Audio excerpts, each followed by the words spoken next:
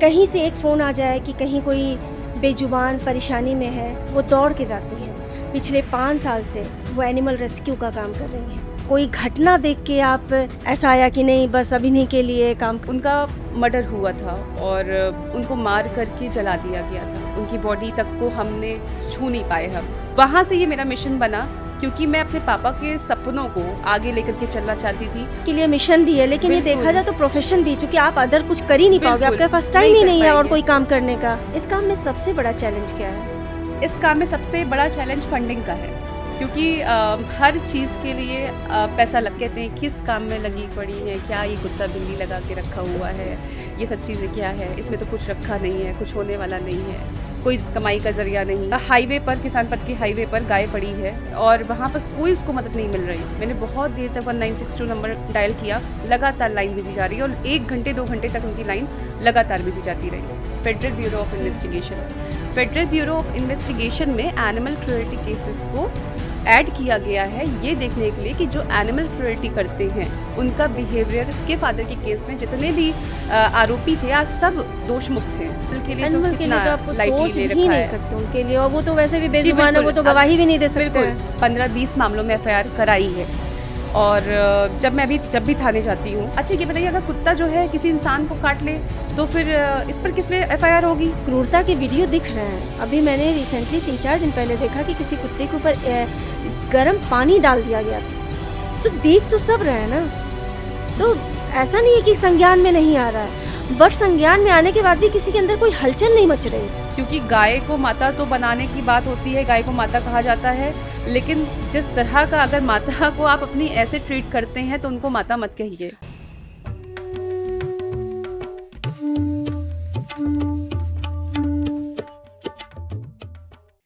नमस्कार, द धुनी शो में एक बार आप सभी का फिर स्वागत है। मैं प्रीति से। आज हमारे साथ एक बहुत ही खास मेहमान है। खास इसलिए हैं क्योंकि वो बेजुबानों का दर्द, तकलीफ, भूख सब बहुत आसानी से समझती हैं। कहीं से एक फ़ोन आ जाए कि कहीं कोई बेजुबान परेशानी में है, वो दौड़ के जाती हैं। शुरुआत अकेले से हुई थी, आज उनके साथ काफ़ी लोग जुड़ चुके हैं। पिछले 5 साल से वो एनिमल रेस्क्यू का काम कर रही हैं। तो चलिए अपने मेहमान से मिलते हैं और उन्हीं से उनकी जर्नी के बारे में जानते हैं, उनके काम के बारे में जानते हैं। चारू जी, आपका हमारे शो में बहुत बहुत स्वागत है। धन्यवाद। चारू, आप पिछले 5 साल से इस फील्ड में हैं। ये रुझान कहेंगे या इंटरेस्ट कहेंगे, कैसे शुरुआत हुई थी ये कि इसे एज ए करियर आपने बना लिया है? ये आपका मिशन भी है, पैशन भी है, करियर भी है। तो ये कैसे शुरुआत हुई? बचपन से लगाव था या कोई घटना देख के आप ऐसा आया कि नहीं बस अभी के लिए काम करना है? दरअसल मैं इसे एक मिशन कहूँगी और बचपन से ही मैंने अपने घर में ऐसा माहौल देखा। जब मैं छोटी थी, बहुत छोटी थी, तो मैंने अपने मम्मी पापा को देखा कि किस तरह से वो जानवरों का ख्याल रखते थे। बाहर रह रहे जो जानवर हुआ करते थे, जब उनको चोट लग जाती थी तो उनका इलाज करते थे, उनको मलहम पट्टी लगाते थे। आज से बहुत समय पहले जब हमारे घर में बड़े बुजुर्ग रहा करते थे होते थे और हम लोग बहुत छोटे थे, तो उस टाइम पे जब इतने एनजीओज़ नहीं होते थे, लोग इतने अवेयर नहीं थे, तब उस समय पे हमारी जो दादी या हमारे घर में बड़े बुजुर्ग होते थे वो अपनी तरीके से इलाज करते थे। किसी को चोट लग गई, हल्दी का दूध दे दिया, हल्दी लगा दी, बीटाडीन लगा दिया। इन छोटे-छोटे स्टेप्स से शुरुआत होती थी। ठीक वैसे उसी सराउंडिंग्स में रहते हुए मैं पली बड़ी हूँ और अपने मम्मी-पापा को देख-देख कर के ही मैंने सीखा कि जानवरों की टेक केयर करना क्यों ज़रूरी है। वहाँ से एक छोटा-सा मतलब एक मैं कहूँगी कि मेरे घर के पास में ही एक डॉग रहता था। मेरे घर के पास में एक गाय रहती थी, जिसके ऊपर किसी ने एक बार तेज़ाब डाल दिया था और वो इतना ज़्यादा भयावह वो दृश्य था, क्योंकि मैं छोटी थी लेकिन तब भी मुझे याद है कि उस समय पे कैसे मेरे पापा ने उसकी टेक केयर करी। उसको हमारे पास के ही मंदिर में रखा, काफ़ी समय तक उसका इलाज करवाया, उसको ठीक तक किया, बाद में वो ठीक भी हुई। तो वहाँ से ही मुझे ये लगा कि आगे चल कर के जो मेरे पापा का ये एक सपना ही है था कि जानवरों की मदद करना है, उसको आगे चल कर के मैं अपना एक एम बनाऊँगी। वो एक चीज़ थी मन में हमेशा से रहता मतलब था कि एक बचपन शौक से ही था। डिसाइड कर लिया था कि नहीं, इनके लिए हमें काम करना ही करना है। काम करना है तो नहीं सोचा था, लेकिन हाँ, वो शौक जो था, मैं कह सकती हूँ तब वो शौक था कि हाँ, नहीं, इनको जहाँ भी परेशान देखेंगे वहाँ हम इनकी मदद करेंगे। तो एक ये शौक आप कह सकती हैं कि मैंने एक अपना ये मन बना लिया था कि हाँ, ये करूँगी मैं, जब भी इनको तकलीफ में देखूँगी तो मैं करूँगी, इनके लिए कुछ ना कुछ करूँगी हमेशा से। मिशन कब बना ये मिशन बना अभी लगभग आप कह सकती हैं कि 5 साल पहले। मैंने अपने पापा को खोया और ये एक ऐसा समय था जब मेरे पूरे परिवार की ज़िंदगी जो है वो बदल के रख दी। ईश्वर ने पता नहीं क्यों ऐसा दुख दिया, लेकिन ये दुख ऐसा था, ये समय ऐसा था कि मुझे लगा कि कैसा कैसा होता है कि जब हम अपनों को खो देते हैं। मेरे पापा बहुत ज़्यादा ही एक ज़िम्मेदार इंसान थे और बहुत ज़्यादा दयालु। मैंने उनके जैसा व्यक्ति कभी नहीं देखा अपने जीवन में।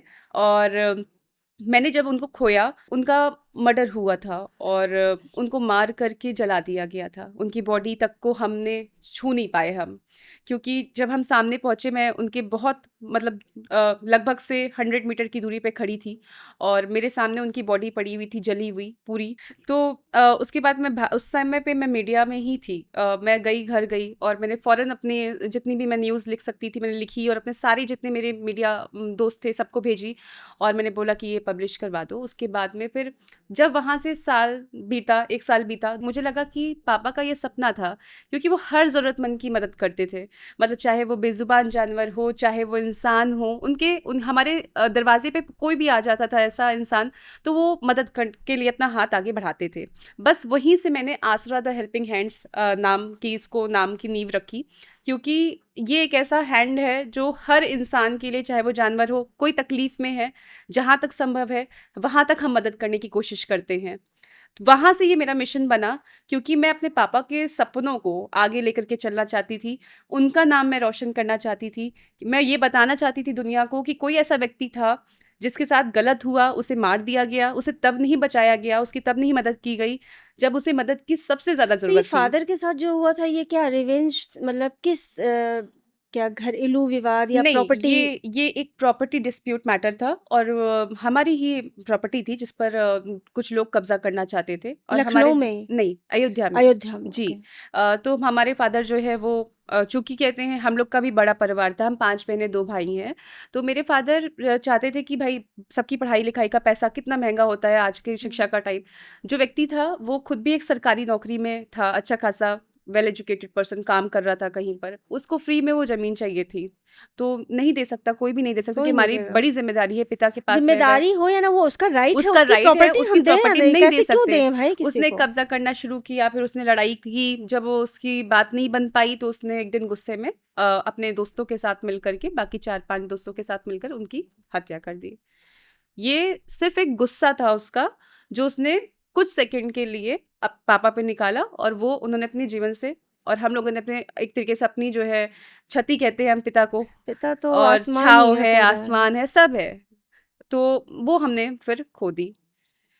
तो कहीं न कहीं ये एक गुस्से का ही नतीजा था, जो इस तरह से कहते हैं उसने किया, और ये बाद में हम सब आज तक मतलब उस कमी को महसूस करते हैं। शुरुआत किया तो परेशानियाँ कैसे क्या रहीं? आसान रहा तो नहीं होगा, चूँकि ये समाज से थोड़ा लीक से हटकर काम है। बिल्कुल, जब हम इस तरह के काम की शुरुआत करते हैं तो बहुत सारे चैलेंजेस होते हैं, एक चैलेंज नहीं होता, क्योंकि आपको भी मालूम है कि हमारा समाज जिसमें हम रहते हैं, यहाँ पर लड़कियों के लिए बहुत अलग धारणाएं हैं। और देर से देर कभी भी कॉल आ सकती है रेस्क्यू के लिए, कभी भी रेस्क्यू के लिए निकलना पड़ सकता है। अब जानवर किसी तकलीफ में है तो वो दिन रात सुबह तो देख करके नहीं आती तकलीफ, कभी भी हो सकती है। मैं एक ऐसे प्रोफ़ेशन में आई जहाँ पर लोगों ने हमेशा से, मतलब समाज में भी ताना मिला, अरे घर में मेरे घर में ही मम्मी-पापा ने आई तो थिंक नहीं, आपके परिवार छोड़ के मेरा आस-पड़ोस, हाँ, रिश्तेदार तो बिल्कुल, सपोर्ट नहीं किए होंगे, बिल्कुल नहीं, बिल्कुल नहीं, पागलपंती ही करार बिल्कुल दिए नहीं, होंगे। पागलपंती ही कहते हैं, किस काम में लगी पड़ी हैं, क्या ये कुत्ता-बिल्ली लगा के रखा हुआ है, यस, ये सब चीज़ें क्या है, इसमें तो कुछ रखा नहीं है, कुछ होने वाला नहीं है। कोई कमाई का जरिया नहीं है। हाँ, मतलब आपके लिए मिशन भी है, लेकिन ये देखा बिल्कुल, जाए तो प्रोफेशन भी, क्योंकि आप अदर कुछ कर ही नहीं पाओगे, बिल्कुल, आपके पास टाइम नहीं ही कर नहीं है और पाएँगे। कोई काम करने का। बिल्कुल, तो बिल्कुल। आपको भी अपना एक सोर्स का जरिया जो है ना, यही कहीं ना कहीं है कि आपको अपनी जीविका थोड़ा साइड से कुछ करके करनी बिल्कुल, ही पड़ेगी इसी करनी से ना, ही जब आपके पड़ेगी। पास टाइम नहीं है तो। बिल्कुल, तो लोगों के ताने तो अक्सर मिलते ही रहते हैं कि भई ये सब क्या कुत्ता-बिल्ली लगा के रखा है और ये क्या काम है? ये रिश्तेदारों और ये सोसाइटी का एक है ही। लेकिन जब आप इन बातों को दरकिनार करते हैं, साइड कर देते हैं और इन बातों को नहीं सुनते, नहीं समझते, तब ही आप आगे बढ़ सकते हैं और सिर्फ़ तभी, जब मैंने लोगों लोगों की बातें सुनना बंद करी, रोना तो तभी आता ही हाँ, होगा। रोना नहीं आता बिल्कुल भी, क्योंकि मेरी मदर का काफ़ी सपोर्ट है, पापा का काफ़ी सपोर्ट था और ये चूँकि उनका सपना है, तो मैं बाकी रिश्तेदारों की बातें या बाकी सोसाइटी की बातें नहीं मायने रखती। जब आपके अपने लोग, जो आपके पिलर्स हैं आपके घर के, तो जब वो आपको आपके साथ खड़े होते हैं, तो नहीं मायने रखता कि सोसाइटी में और कोई क्या कह रहा है। शुरुआत आपने अकेले से की, जी। फिर कारवां कैसे बढ़ा, कैसे लोग जुड़े? ये शुरुआत मेरी अकेले से हुई थी। जब मैंने आसरा की शुरुआत की थी, तो मेरे लगभग आप समझ लीजिए 1, 2, 3, 4, 5, 6 लोग ऐसे जुड़ते गए, जुड़ते गए। फिर उसके बाद में जब मैंने काम करना शुरू किया समाज में, आगे बढ़ी मैं। कई सारे पशु क्रूरता के मामलों को हल किया, जिस पर कोई काम नहीं कर रहा था लखनऊ में, जहाँ पर लोगों को ये लगता था कि क्राइम वो कर रहे हैं, कोई किसी जानवर को मार रहे हैं, कुछ हो नहीं रहा है, उनके खिलाफ ना तो कोई एफआईआर हो रही है, कोई थाने नहीं जाना चाहता। तो इस तरह की चीज़ों में जब मैंने अपना इन्वॉल्वमेंट दिखाया और मैं आगे से आगे बढ़ कर के आई कि नहीं, ये भी गलत है, ये क्राइम है अगर आप इस तरह की चीज़ें करते हैं, किसी जानवर को बंधक बना के रख रहे हैं, किसी जानवर को आप मार रहे हैं। जब मैंने इन सब चीज़ों के खिलाफ आवाज़ उठाना शुरू की, तो वहाँ से मेरी पहचान बनना शुरू हुई। जो मुझे असली पहचान मिली वो वहाँ से बनना शुरू हुई। लोगों ने वहाँ पे मुझे समझा कि तो एक सीरियस लड़की, लेना जी शुरू किया बिल्कुल, क्या? बिल्कुल, जहाँ पे एक लड़की होता है घर में, लोग उस थाने भेजना नहीं पसंद करते। नहीं, आपको भी मालूम है कि नहीं, थाने कोर्ट कचहरी जाना बहुत बड़ी बात मानी जाती है लड़कियों के लिए। लेकिन इंसानों के लिए तो कोई जाता नहीं है, तो हाँ, जानवरों बिल्कुल, के लिए कौन जानवरों के जा लिए। रहा और है? हम बिल्कुल, हम थाने भी जाते हैं तो पुलिस भी अक्सर हमसे ऐसे ही डील करती है, अरे कुत्ते के लिए लड़ने आए हैं, कुत्तों के लिए, अरे क्या मैडम। तो यही सारे ऐसे ही फीडबैक्स मिलते हैं।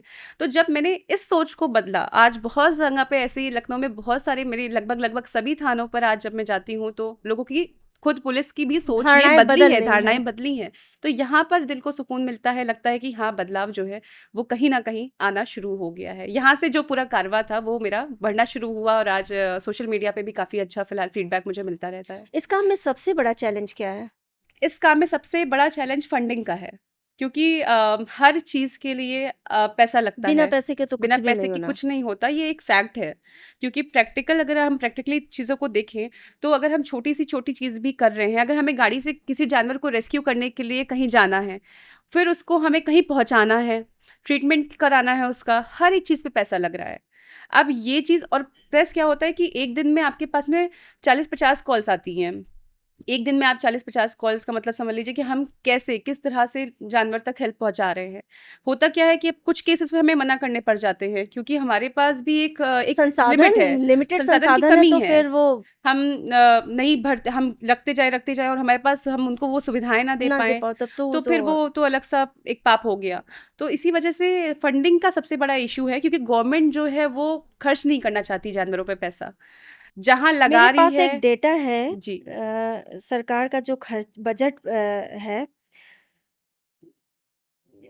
इसमें मैंने देखा था, डाउन टू अर्थ में था, जी। 2026-27 में लगभग 8,900 करोड़ रुपए सरकार का अब आप बजट है। सोचिए, अगर ये इतने पैसे सरकार ने दिए हैं, गए कहाँ? अब जैसे कि इलाज की बात अगर हम करें, तो 1962 है, ठीक है? ये एनिमल हेल्पलाइन नंबर है। हम्म। अगर आप इस पे कॉल करें, आपको कोई जानवर दिखता है जो बीमार है या उसकी तबीयत खराब है, आपको कॉल करना है, इंजर्ड आपने एनिमल देखा, आपने नंबर लगाया 1962, ये one animal nine six helpline two number है। सरकारी नंबर हाँ, है। सरकारी नंबर है, हम्म। ठीक है? मदद के लिए आप कई घंटे तक कॉल लगाते रह जाएँगे, आपकी लाइन बिज़ी जाएगी, आपको कोई मदद नहीं मिलेगी। जानवर शायद तड़प करके मर हम्म। जाएगा, लेकिन कोई एम्बुलेंस नहीं आएगी। तो इस तरह से जो सरकारी जो सुविधाएँ हैं, जब वो फ़ेल हो रही हैं, तो मानी-सी बात है, फिर किसी न किसी इंडिविजुअल को, किसी न किसी एनजीओ को आगे आकर के अपने पैसों पर वो काम करना पड़ेगा। तो और कोई इंडिविजुअल और एनजीओ कहाँ तक पैसा, फंडिंग वो कलेक्ट करके कहाँ तक पैसे लगाएगा? अभी हम हाल ही में किसान पथ पर एक गाय, जो है, अभी कुछ महीने पहले की बात है, महीने भी नहीं हुए होंगे, एक गाय के लिए घंटों, मैं खुद एनजीओ से हूँ, मेरे पास बड़े जानवर को रखने की सुविधा नहीं है। वहाँ पर मैंने समझ लीजिए बहुत तेज़ बारिश हो रही थी, हाईवे पर, किसान पथ के हाईवे पर गाय पड़ी है और वहाँ पर कोई उसको मदद नहीं मिल रही। मैंने बहुत देर तक 1962 नंबर डायल किया, लगातार लाइन बिजी जा रही है और 1 घंटे 2 घंटे तक उनकी लाइन लगातार बिजी जाती रही। उसको जैसे तैसे हमने अपनी गाड़ी में रखा, गौशाला तक पहुँचाया, ट्रीटमेंट खुद करवाया अपने पैरावेट से। उसके बाद में वहाँ पर मैंने उसको गौशाला में एडमिट करा करके फिर मैं निकली हूँ। अगर उस वक्त हम वहाँ पे ना रुके होते, बाई चांस ना रुके होते, कोई चीज़ नहीं हुई होती, तो वो तो गाय वहीं दम तोड़ देती, तड़प कर मर जाती। तो ये ज़मीनी स्तर पर ये जो है गवर्नमेंट की ये व्यवस्थाएँ हैं, ये उनके लिए साधन जो बने हैं, तो ये है। मेडिकल फैसिलिटी भी तो फिसड्डी ही होगी। बिल्कुल, ये इसीलिए है। अब जो 1962 जो जो एम्प्लॉइज़ आते भी हैं जो वहाँ से, उनको एनिमल को टैकल करना नहीं आता। उनके पास कोई ऐसा इक्विपमेंट नहीं है कि वो उनको हैंडल कर सके। आप पकड़ोगे तब वो इलाज करेंगे। डॉक्टर्स को नॉलेज रहती है, क्योंकि मेरे जहन में एक वाकया याद आ रहा है। मेरे फादर इन लॉ बता रहे थे कि उनके घर पे एक तोता था, वो बीमार पड़ा, उसको लेके हॉस्पिटल गए, गवर्नमेंट हॉस्पिटल, हाँ, हाँ। और उन्होंने इतना मोटा सा इंजेक्शन निकाला और उसे हुँ। इंजेक्ट किया, वो तुरंत दम तोड़ दिया। अब वो जानवर वही वेट के हिसाब से डोज तय होती है ना। बिल्कुल। अब वो गाय का लगा कि कुत्ते का लगा कि पंछी का लगा, मतलब वो बेचारा तुरंत ही दम तोड़ दिया था। ये सरकारी सिस्टम में डॉक्टर्स मतलब देखिए, इस पे तो हम सवाल नहीं उठा सकते, ख़ैर ये तो अब इस पे तो क्या बोल सकते हैं, लेकिन हाँ, ये चीज़ है कि जो मापदंड होते हैं, वो तय होने चाहिए। ये जो मतलब जो मानक है ना कि आप इलाज का मानक हो, चाहे वो सुविधाओं का हो, हर चीज़ का इसकी निगरानी होना बहुत ज़रूरी है। जब तक निगरानी नहीं की जाएगी, लोग अपना जी, मनमानी करते मनमानी रहेंगे, रहेगी। वही अपनाएँगे। अब जैसे कि मैंने आपको बताया कि अगर आप 1962 पे कॉल करिए, कोई आ भी गया जस्ट इन केस, तो आप जानवर को पकड़ोगे तब वो इलाज करेंगे। तो ये चीज़ तो अपनी गलत है खुद ना? की कोई रिस्पॉन्सिबिलिटी नहीं है। नहीं है, तो कोई आम इंसान कैसे जानवर को पकड़ के ट्रीटमेंट करवा सकता है? अगर वो इतना कर ही पाएगा तो उसको कहीं एडमिट करा देगा ले जा करके। फिर घंटों आपकी कॉल क्यों मिलाएगा? आम इंसान इतना अवेयर ही कहाँ है, किसको दिख रहा है? बिल्कुल नहीं है, जो गिने हैं चुने कादे। उंगलियों पे हाँ, हैं, वो भी हाँ। उनकी भी एक जिम्मेदारी है फ़ोन करके, चलो उनको इतना अवेयर है कि वो फ़ोन कर देते हैं। बिल्कुल, बिल्कुल, यही चीज़ है बस केवल। बाकी तो ऐसा किसी की इतना सोशल ज़िम्मेदारी अब कोई नहीं निभा रहा है, वो ज़माने गए जो पहले के थे। अब बिल्कुल। तो आपके सामने गाड़ियाँ निकल रही हैं, कोई इक्का-दुक्का कोई बहुत दयालु है तो गाड़ी, कोई गाय, बछड़ा या कोई फँसा हुआ है तो वो गाड़ी रोक के शायद निकालने की ज़हमत भी कर लें, दरअसल अदरवाइज़ तो आज के लाइफ में लोग बहुत सेल्फ सेंटर्ड हो गए हैं।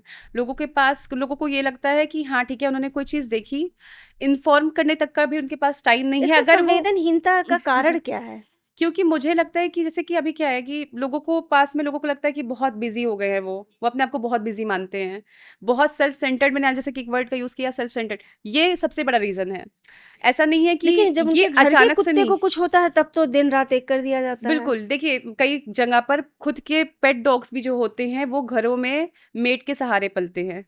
ऐसे केसेस भी अच्छा। हमने देखे हैं और बहुत सारे केसेस सोशल मीडिया पे आप अगर सर्च करोगे तो आपको मिलेंगे भी। बहुत वायरल केसेस हैं जहाँ पर नहीं पता मालिक को क्या हो रहा है, मेड क्या कर रही है, पीठ पीछे मार रही है कि क्या कर रही है, होता है जानवरों के साथ भी। जानवरों के साथ, बिल्कुल। तो ऐसा हम नहीं कह सकते। जहाँ पर इंसान में ह्यूमैनिटी नहीं है, इंसानियत नहीं है, वहाँ पर जो है ये आप संवेदनहीनता जो है वो बढ़ती है। ये एक साथ नहीं बढ़ती, धीमे-धीमे बढ़ती है। आपने अपने घर के बाहर के जानवरों को इग्नोर करा, वहाँ पर आप संवेदनहीन हुए। आपने अपने छत पर गर्मी में पानी नहीं रखा, वहाँ पर आप संवेदनहीन हुए। तो ये एक साथ नहीं बढ़ती, छोटे-छोटे स्टेप्स होते हैं जो आपको संवेदनहीन बनाते हैं। जब आप इस तरह से करते हैं तो आपकी इंसानियत मरती है। इसमें जानवर नहीं मर रहा, अगर आप उसको इग्नोर कर रहे हैं तो सिर्फ जानवर नहीं मर रहा, यहाँ पर इंसानियत मर रही है आपकी। ती है।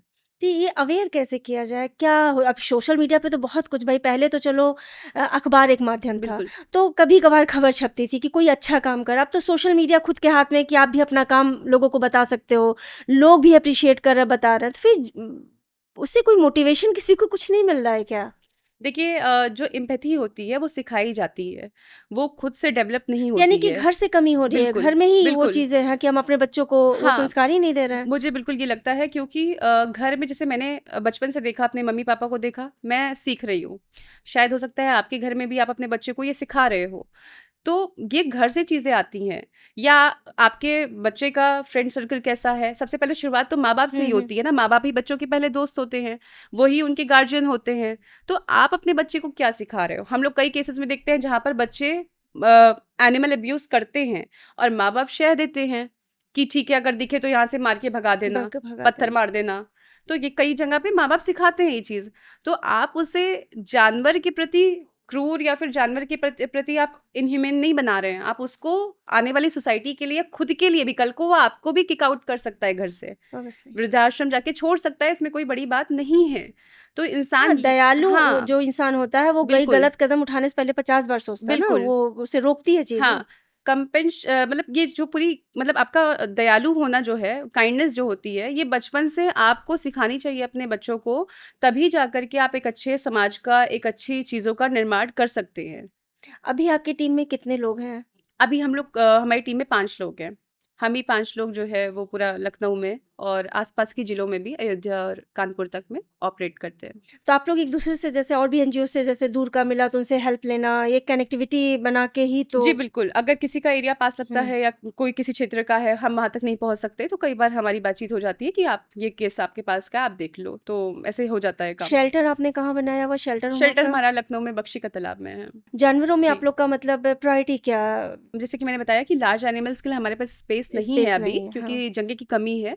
लेकिन हमारे पास में मतलब डॉग्स और कैट्स, मंकीज़, बर्ड्स ये सब रहते हैं, परमानेंट रहते हैं। उनके और ट्रीटमेंट के लिए आप लोग क्या मतलब गवर्नमेंट डॉक्टर का सहारा लेते हो आप लोग, या फिर आप लोग खुद का कोई डॉक्टर ढूंढते हो? जैसे हमारे शेल्टर पे पैरावेट्स आते रहते हैं, हम्म। प्राइवेट पैरावेट्स जो होते हैं वो हम्म। ट्रीटमेंट करते हैं, बाकी फॉलोअप वगैरह जो होता है वो वही संभालते हैं। बाकी अगर कोई मेजर सर्जरी वगैरह है तो वो प्राइवेट क्लिनिक से या कभी कभी गवर्नमेंट से भी करवा लेते हैं। बंदरों का इलाज है, जैसे कोई बंदर हमको इंजर्ड मिला तो हम कोशिश हमारी यही रहती है कि हम उसको गवर्नमेंट में ही पहले लेकर के जाएं। या अगर आप मान लीजिए हमने किसी लंगूर को रेस्क्यू किया, क्योंकि वो वन विभाग के अंतर्गत आता है, तो वन उसका विभाग, इलाज गवर्नमेंट से ही कराना ज़रूरी है। यस। इस तरह से चीज़ें होती हैं। जानवरों के साथ जो क्रूरता की जाती है उसके लिए जल्दी कोई एफआईआर नहीं है, कोई सजा नहीं है। क्या बड़ा कारण नहीं लगता है कि एक डर तो होना चाहिए ना, इनके एफआईआर हो, बड़ी सजा हो, जबकि कोर्ट भी कई मामलों में कह चुका है ना, जानवरों को भी जीने का अधिकार है, उनका भी राइट है, इस पृथ्वी पे जो है सबका राइट है। बिल्कुल। तो क्या ये बड़ा कारण नहीं है कि कोई सजा ना होना, ये 2-4 उदाहरण बने बड़े सजा का तो शायद ये कम हो? दरअसल अपने देश में एनिमल क्रुएल्टी को बहुत लाइटली लिया जाता है, बहुत ही हल्के तौर पे देखा जाता है कि कुत्ते को ही तो मारा है, बिल्ली को ही तो मारा है।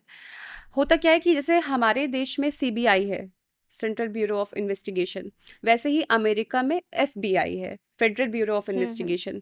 फेडरल ब्यूरो ऑफ इन्वेस्टिगेशन में एनिमल क्रुएल्टी केसेस को ऐड किया गया है ये देखने के लिए कि जो एनिमल क्रुएल्टी करते हैं उनका बिहेवियर कैसा है। मतलब मोस्टली वहाँ पर रिसर्च में ये पाया गया कि जो लोग एनिमल क्रुएल्टी करते हैं या आगे चल कर के बहुत बड़े क्राइम करते हैं, उनका बचपन में या मिड एज में उनका बिहेवियर एनिमल्स के प्रति अच्छा नहीं था। उन्होंने कोई ना कोई ऐसा एनिमल क्रुएल्टी की होती है, एनिमल अब्यूज़ किया होता है, जो आगे चल कर के उनको सीरियल किलर या फिर ऐसा ऑफेंडर जो है बना देता है। ऐसे ही बाकी अन्य देशों में भी पाया जाता है कि भाई आप अगर एनिमल क्रुएल्टी करते हैं तो मतलब कि आपका बिहेवियर जो है वो पूरा डिफरेंट है बाकी जो नॉर्मल लोगों हैं उनसे।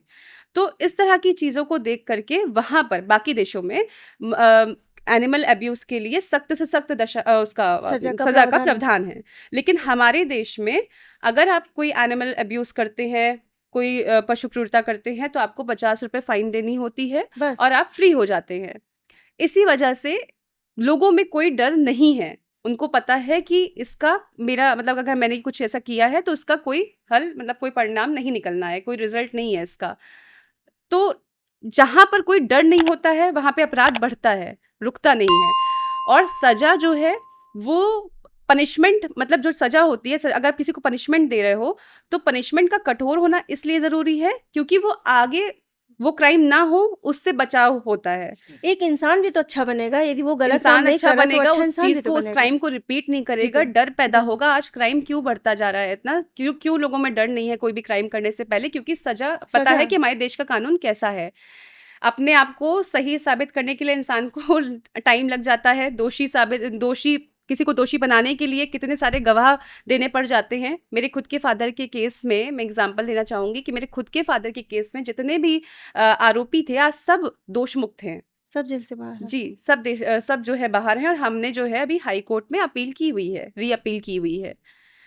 सारे सबूत होने के बाद भी सारे के सारे अभी बाहर हैं। अब आप सोचिए कि इंसान के लिए भी ऐसा लॉज है, तो फिर एनिमल के लिए तो एनिमल के लिए कितना तो आपको लाइटली सोच ले भी रखा नहीं है। सकते उनके लिए, और वो तो वैसे भी जी बेजुबान है, वो बिल्कुल। तो गवाही भी नहीं दे सकते बिल्कुल, हैं। अगर हम किसी थाने जाते हैं, वैसे मैं आपको सिंपल सी चीज़ कहना चाहूँगी। मैंने अभी तक लगभग 15-20 मामलों में एफआईआर कराई है।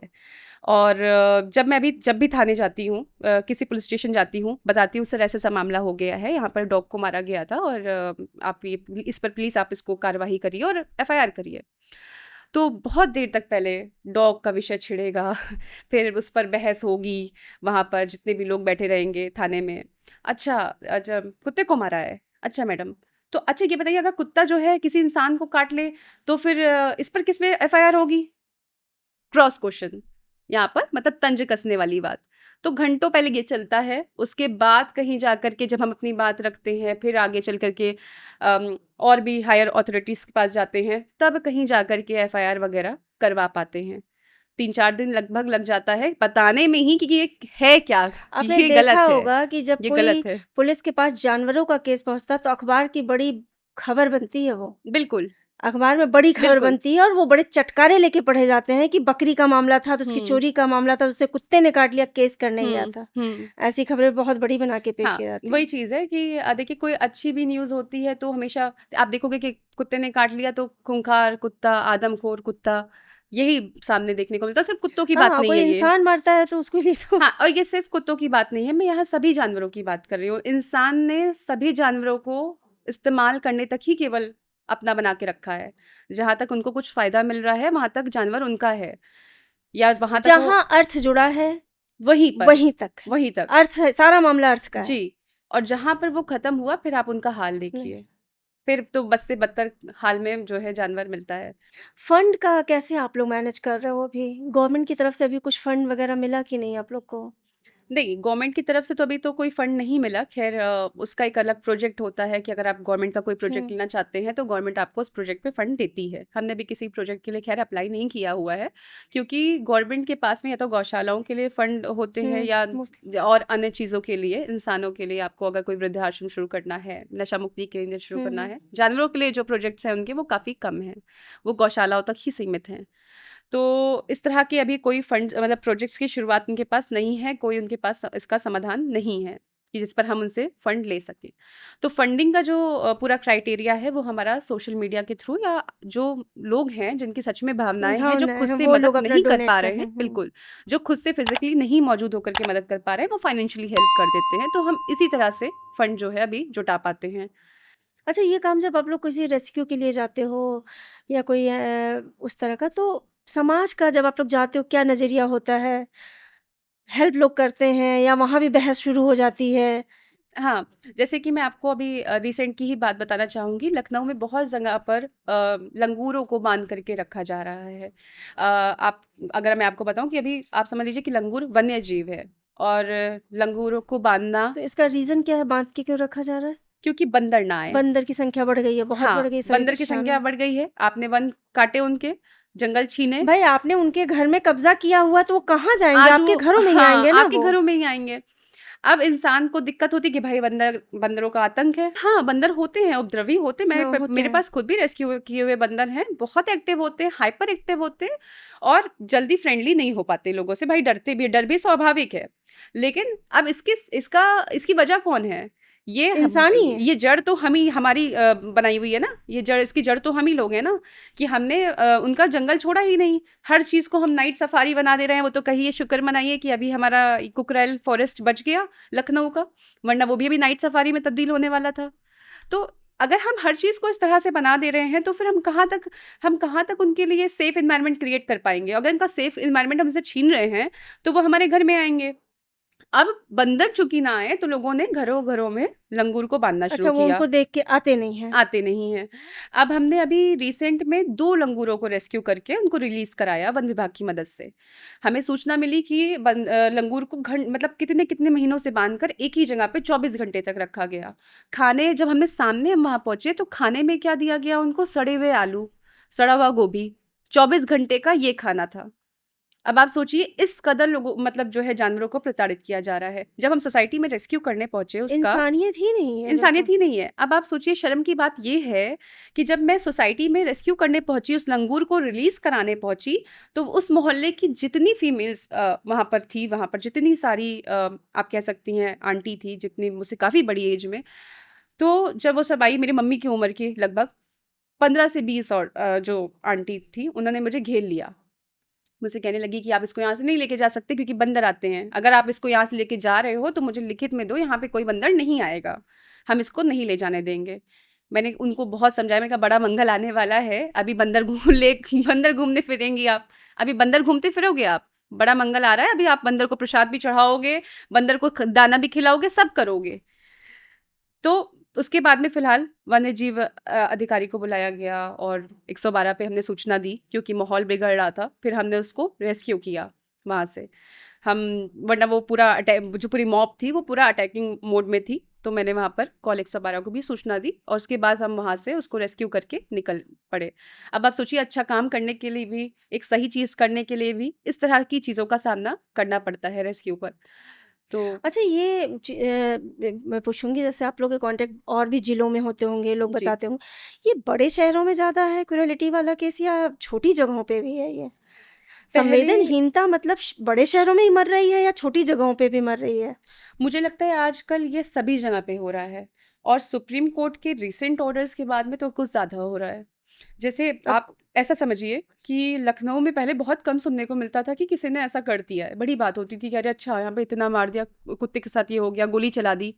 अब मैं हफ्ते हफ्ते में ही 3-3 4-4 केसेस पशु क्रूरता के संभाल रही हूँ, एनिमल अब्यूज़ को रोकने की कोशिश कर रही हूँ। तो आप इससे अंदाज़ा लगा सकते हैं कि कितना ज़्यादा ये क्रुएल्टी जो है वो पीक पर है। सिर्फ लखनऊ में ही अगर इतने मामले हो रहे हैं, तो आप बाकी सिटीज़ का अंदाज़ा लगाइए जहाँ पर नोटिस करने वाला ही कोई नहीं है। नहीं, जहाँ पे किसी को नहीं पता कि सोशल मीडिया पे वायरल कर दो, तो किसी के संज्ञान में मामला आ जाए या कुछ कर दो। जहाँ पर कोई शायद इतना जागरूक ही नहीं है, तो वहाँ पर कितने केसेज़ हो जाते होंगे जिनकी कोई गिनती नहीं है। मुझे सबसे बड़ा कमी लगता है जागरूकता का अभाव नहीं, मानवता का अभाव है, हुँ। इंसानियत का अभाव है। हाँ, ये दिखने बिल्कुल बात देखिए है। वीडियो दिख रहे हैं, क्रूरता के वीडियो दिख रहे हैं। अभी मैंने रिसेंटली 3-4 दिन पहले देखा कि किसी कुत्ते के ऊपर गर्म पानी डाल दिया गया था। हुँ, किसी एनजीओ का ही वीडियो था। हुँ, उन लोग के ट्रीटमेंट में महीनों लगे उस कुत्ते को ठीक होने में। बहुत हुँ। बुरी स्थिति थी। और जले हुए मामले तो बहुत ज़्यादा, एक इंसान का ही कितना साल रिकवरी में लग जाता है ठीक होने में।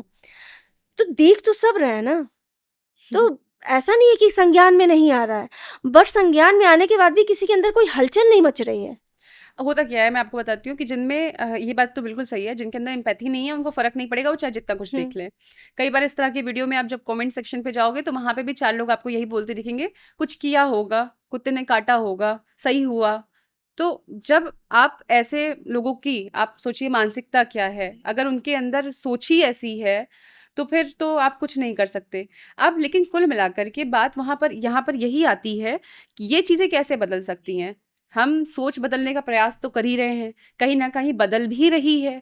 आज लोग ज़्यादा जागरूक हुए हैं, ऐसा नहीं, नहीं आप है। जैसे लोगों को देख के एटलीस्ट यूथ में मेरा मानना है कि जैसे ये प्रोग्राम हम कर रहे हैं, जी, इससे 2 लोग भी मोटिवेट हो गए ना, बिल्कुल, 2 भी आपके बिल्कुल। मिशन में जुड़ गए तो मेरा काम सफल हो गया। बिल्कुल, बिल्कुल, बिल्कुल सही बात मेरा है। अपना हो गया, मैं जिस बिल्कुल सही पर्पज़ बात से है। कर रही हूँ ये आपसे बिल्कुल सही बातचीत, बात है। मेरा मिशन पूरा हो गया। बिल्कुल सही बात है।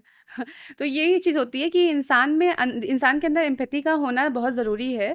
बचपन से ये चीज़ें अगर सिखाई जाएँगी घर में, तो कहीं न कहीं लोग समझेंगे, बच्चे समझेंगे, तो आगे आने वाली जनरेशन तो वही है।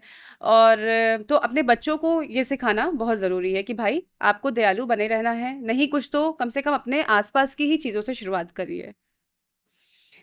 आगे की क्या योजनाएँ हैं? अभी जैसे आप अभी एक शेल्टर होम करके कर रहे हो, आगे का क्या है? मतलब लखनऊ से बाहर भी, लखनऊ में और काम तो धीरे-धीरे ही जी, होगा बिल्कुल, चूँकि ये आसान राह नहीं है। नहीं है। टफ़ है और बिना फंड के तो बहुत ही मुश्किल है। तो फिर कैसे क्या प्लान किया आगे का? मेरा मकसद जो है बेसिकली हमारे आसरा का जो मकसद है वो पशु क्रूरता को रोकना सबसे बड़ा मकसद है। लोगों को ये बताना बहुत ज़रूरी है कि आपको क्यों भाई क्यों इसको रोकना है, क्यों नहीं उनको मारना है, या सबसे बड़ी बात ये है कि इनके प्रति आपको क्यों मतलब संवेदना क्यों रखनी है। तो मेरा सबसे बड़ा मकसद जो है आगे पशु क्रूरता के लिए ही मुख्य रूप से काम करना है।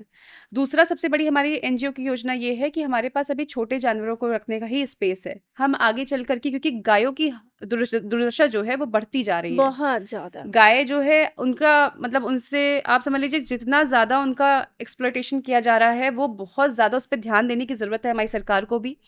क्योंकि गाय को माता तो बनाने की बात होती है, गाय को माता कहा जाता है, लेकिन जिस तरह का अगर माता को आप अपनी ऐसे ट्रीट करते हैं तो उनको माता मत कहिए। हाँ, गाय मतलब मुझे याद है हम लोग अपने समय में मतलब गाँव में जब रहते थे, कितनी पूजनीय तरीके से खिलाना पिला गाय घर की पहली रोटी गाय को जाती है। बिल्कुल, बिल्कुल। लेकिन वही यहाँ पे भी मैं देखती हूँ जो संचालक हैं, जो डेयरी चला रहे हैं उनके यहाँ बस सुबह दूध निकाला फिर हाँक दिया, अब वो पॉलीथीन खा रही हैं कि क्या खा रही हैं कोई मतलब नहीं। और शहरों में तो अभाव भी है ना, भाई चारागाह तो कुछ है नहीं ऐसा कि चरने वाली चीज़ें हैं, हर जगह कंक्रीट के जंगल है, वहाँ क्या चरने जाएंगे, उनको तो क्या मिलेगा। बात यही है कि अगर देखिए गाय बछिया हुई, आपने रख लिया, बछड़ों हाँ, का क्या किया? हाईवे पे छोड़ दिया, छोड़ दिया। कुत्ते नोच रहे हैं उनको, दूसरे जानवर खा रहे हैं, क्या हो रहा है? आप सोचिए कि जो सड़क पे जो घूम रही हैं, वो कौन है भाई? छोड़े हुए जानवर ही तो छोड़े हैं, हुए हैं और जिनको हम इंसान हम एक घरों से ही छोड़े हुए हैं, जो उन्होंने बिल्कुल, पालतू अपने बिल्कुल, जिन्होंने पाला था वो उन लोगों बिल्कुल। ने छोड़ा है। एक बछड़े को हमने रेस्क्यू करा था, आप समझ नहीं सकते, तुरंत का पैदा हुआ बच्चा था, वो मुझे लगता है लगभग से हफ्ते भर का होगा। उसकी पूरी एक आँख जो है वो घाव लगा होगा कहीं से, या मार के भगाया हो किसी ने, मालिक नहीं हो सकता है मारा हो, जो भी किया हो। उसकी पूरी एक आँख जो है वो मैगेट्स जो है कंप्लीटली खा गए, खत्म कर दी उसकी एक आँख।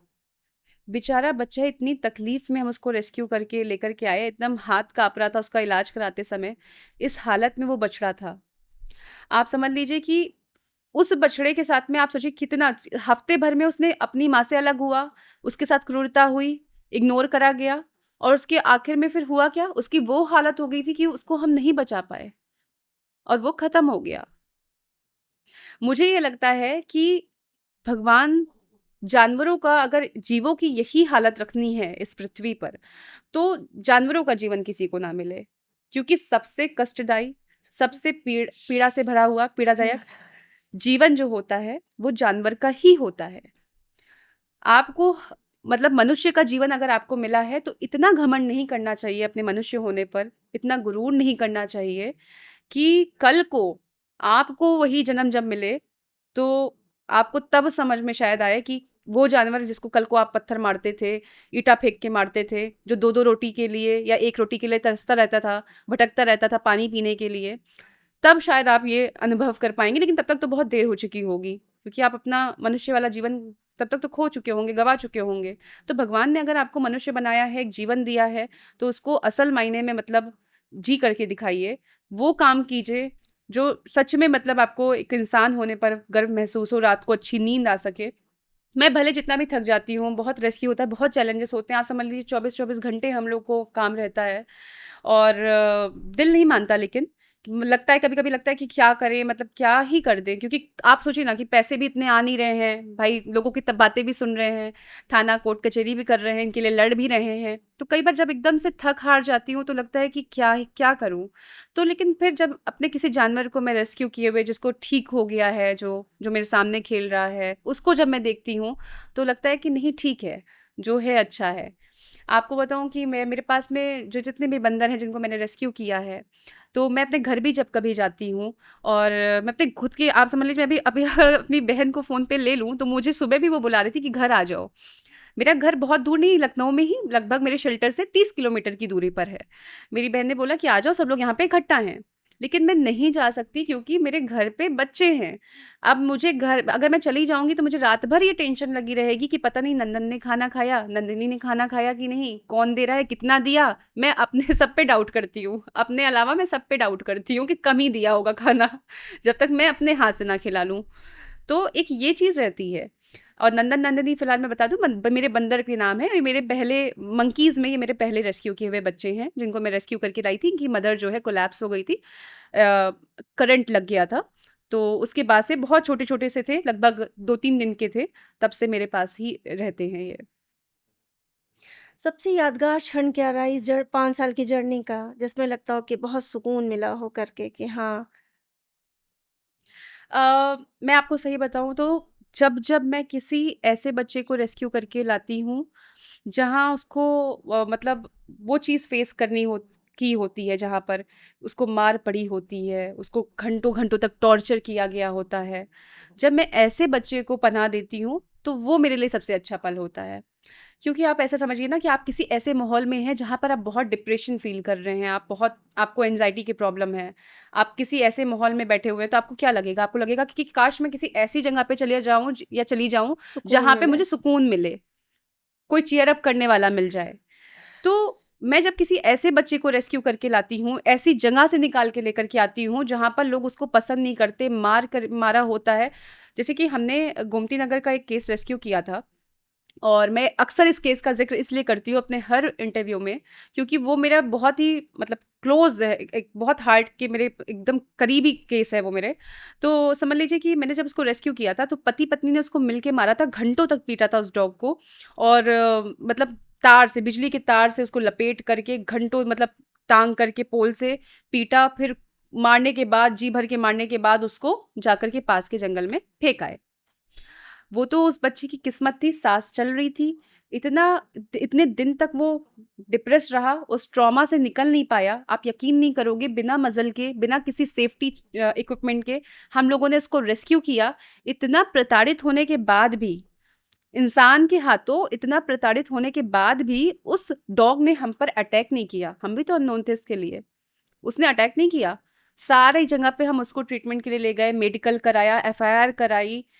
और वो समझ लीजिए उस बच्चे को हमने जो है, आज तक वो बच्चा हमारे शेल्टर पे रहता है। उसका एक पैर आगे का हमको एम्पुटेट कराना पड़ा, कटवाना पड़ा, उसको इस कदर तक मार पड़ी थी।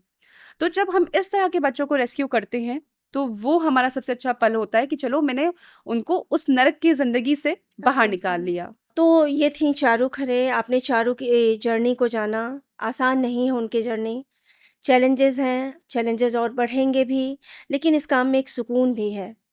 वो अपनी एक सामाजिक रिस्पॉन्सिबिलिटी समझती हैं, तो ऐसी रिस्पॉन्सिबिलिटी अगर हम आप भी समझने लगें, तो शायद उनकी चैलेंजेस जो हैं थोड़े कम हो जाएँगे। ज़रूरी नहीं कि हम एनजीओ से के थ्रू मदद करें या कोई पैसे बहुत खर्च कर लें। एक-एक जानवर की ज़िम्मेदारी, आपके आस-पड़ोस जो एक आपके दरवाज़े पे कुत्ता आता है, हम उसे 2 रोटी सुबह 2 रोटी शाम की ज़िम्मेदारी समझ के यदि अपना एक कर्तव्य मान के कर लें, तो भी बहुत कुछ सुधर सकता है। तो मैं उम्मीद करती हूँ कि शायद इस एपिसोड को सुनने के बाद आप लोगों को भी थोड़ा मोटिवेशन मिले और इस दिशा में काम करें। चारों आप हमारे शो में आईं, आपका बहुत-बहुत धन्यवाद। आप खूब आगे बढ़ें, खूब अच्छा काम करें और लोगों को मोटिवेट करें। थैंक यू सो मच कि आपने मुझे इनवाइट किया, क्योंकि अगर आपने मुझे इनवाइट नहीं किया होता, तो शायद जो आज मैंने कहा है, जो आज मैं कर रही हूँ, वो बहुत लोगों तक नहीं पहुँच पाता। और आपने बिल्कुल सही कहा पूरे इंटरव्यू के दौरान कि अगर इस एपिसोड को देख कर के 2 लोग भी अपने घर में या अपने आस-पास के जानवरों के लिए कुछ अच्छा कर पा रहे हैं, तो ये इस पूरे एपिसोड की जीत होगी। और हम तो यही चाहेंगे कि बदलाव आए, और मुझे पूरी उम्मीद है कि जो भी हमें देख रहा है, वो कहीं न कहीं से शुरुआत करेगा और आपको कुछ ना कुछ पॉज़िटिव फीडबैक ज़रूर मिलेगा। धन्यवाद। तो चलिए अगले एपिसोड में फिर हम एक नई शख्सियत के साथ आएँगे और एक ज़रूरी मुद्दे पर बात करेंगे। तब तक के लिए नमस्कार।